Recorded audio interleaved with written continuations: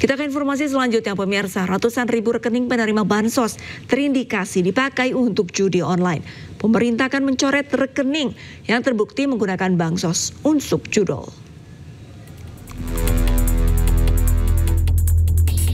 Baru-baru ini PPATK menemukan 571 ribu rekening penerima bansos terindikasi dipakai untuk judi online. Uang yang berputar pun mencapai 957 miliar rupiah. Pemerintah dengan tegas akan mencoret penerima yang terbukti gunakan bansos untuk judol. Itu kan baru dari satu bank, itu pun hanya tahun 2024. Jadi ini cukup mengejutkan dan ini menjadi bahan kami untuk evaluasi pada penyaluran triwulan ketiga.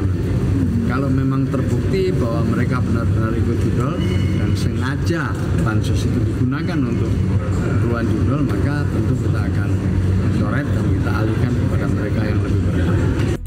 Sementara itu, PPATK juga mencatat jumlah pemain judi online di tahun 2025 mencapai 8,8 juta orang. 71,6% pemain judi online berpenghasilan di bawah 5 juta rupiah. Pemerintah sendiri sudah bergerak berantas judol dengan membentuk Des Pemberantasan Judi Online yang dipimpin Kemenko Polkam. Ratusan ribu situs judol sudah diblokir. Sejumlah pegawai Komdigi yang diduga terlibat judol juga sudah ditangkap. Namun, judi online masih merajalela di Indonesia. Tim Liputan iNews melaporkan. Tanya itu pemirsa, ternyata nomor induk kependudukan penerima bansos tidak hanya tercatat dalam transaksi judol, tapi juga dalam tindak pidana korupsi hingga pendanaan terorisme. Bahkan 100 NIK tercatat dalam kegiatan pendanaan terorisme. Baru satu bank ya, baru satu bank. Jadi kita cocokin NIK-nya. Ternyata memang ada ada NIK yang penerima bansos yang juga menjadi pemain judol. Ya itu 500.000 sekian. Tapi ternyata ada juga NIK-nya yang terkait dengan tindak pidana korupsi, bahkan ada yang pendanaan terorisme ada. Lebih dari 100 orang itu NIK-nya teridentifikasi terlibat mengenai kegiatan pendanaan terorisme. Pemirsa, Gubernur DKI Jakarta Pramono Anung memamerkan kemacetan sudah bukan jadi masalah utama di Jakarta.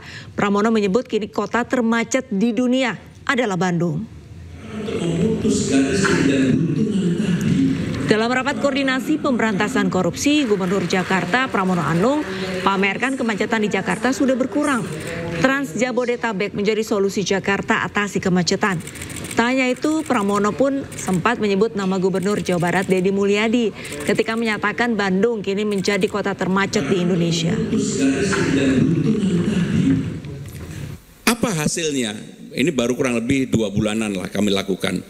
Hasilnya ketika TomTom itu lembaga internasional mensurvei, karena ada Pak Gubernur Sumatera Selatan, jadi saya pengen ngomong ini.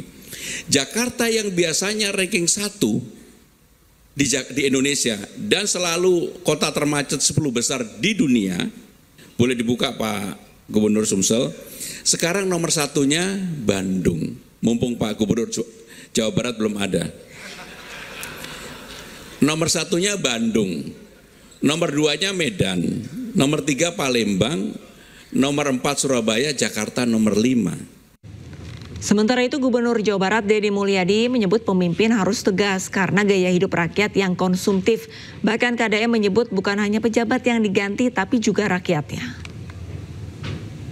Negara memberikan layanan terhadap layanan pendidikan free dari SD sampai SMA, terutama di sekolah pemerintah. Free. Tetapi di sisi lain, anak-anak sekolah kita uang jajannya 25.000 sampai 30.000. Tidak berbanding terbalik antara apa? Peningkatan ekonomi rakyat dengan beban belanja pemerintah yang tinggi. Akhirnya beban pemerintah belanja yang tinggi, rakyatnya juga tidak berikan edukasi untuk melakukan efisiensi dalam hidupnya. Akibatnya laju pertumbuhan ekonominya rendah dan konsumtif. Nah, hari ini tuntutan negara itu hanya mengarah pada pejabat negara. Selalu katakan ganti pemerintah, ganti gubernur, ganti bupati. Kalau menurut saya, dalam analisis saya, rakyatnya juga harus diganti. Pemirsa, kita beralih ke informasi lain. Kejaksaan Agung menggeledah kantor GoTo terkait kasus dugaan korupsi pengadaan laptop yang menjerat mantan Mendikbudristek Nadiem Makarim. Sementara itu Kejagung akan kembali memeriksa Nadiem Makarim Selasa pekan depan.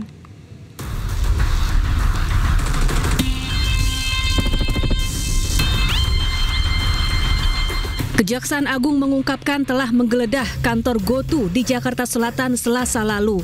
GoTo adalah perusahaan ekosistem digital berbasis teknologi gabungan antara Gojek milik Nadiem Makarim dan Tokopedia. Penggeledahan terkait kasus dugaan korupsi pengadaan laptop berbasis Chromebook yang menyeret pendiri Gojek sekaligus mantan Mendikbudristek Nadiem Makarim. Ya, membenarkan bahwa beberapa waktu yang lalu, kalau tidak salah di tanggal 8 ya, penyidik benar telah melakukan serangkaian upaya penggeledahan di salah satu tempat, dan dari sana dilakukan penyitaan terhadap berbagai barang bukti, ya, dan itu sekarang sedang dilakukan pencacahan dan verifikasi terhadap barang bukti yang disita, ya, dan nanti kita lihat apa urgensinya. Tentu kita harapkan bahwa dengan berbagai barang bukti yang sudah dilakukan penyitaan ini bisa lebih membuat terang dari tindak pidana yang sedang disidik, ya. Nanti kita tunggu seperti apa hasilnya. Sementara itu, Kejaksaan Agung akan memanggil kembali Nadiem Makarim pada Selasa 15 Juli 2025. Pemanggilan ini merupakan penjadwalan ulang usai Nadiem berhalangan hadir pada pemanggilan Selasa kemarin. Sebelumnya, Nadiem telah diperiksa untuk pertama kalinya pada Senin 23 Juni 2025 selama 12 jam sebagai saksi. Nadiem mengaku akan kooperatif memberikan klarifikasi terkait dugaan korupsi pengadaan laptop senilai 9,9 triliun rupiah. Nadiem juga telah dicegah untuk tidak pergi ke luar negeri. Tim Liputan iNews melaporkan. Pemirsa, Kejaksaan Agung memburu Raja Minyak Riza Khalid atas kasus korupsi tata kelola minyak mentah. Riza telah ditetapkan sebagai tersangka dan diduga saat ini berada di Singapura.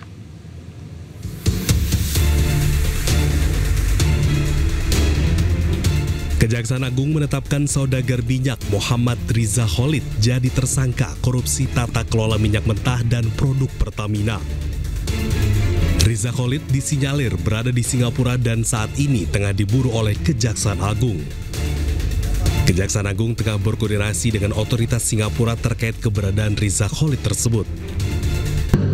Tetapi khusus FRC selama 3 kali berturut-turut dipanggil dengan patut tidak hadir, berdasarkan informasi yang bersangkutan tidak tinggal di dalam negeri. Ya, untuk itu kami sudah kerjasama dengan perwakilan Kejaksaan Indonesia di luar negeri, khususnya di Singapura. Ya, kami sudah ambil langkah-langkah karena informasinya ada di sana. Jadi langkah-langkah itu sudah kami tempuh untuk bagaimana kita bisa menemukan dan mendatangkan yang bersangkutan.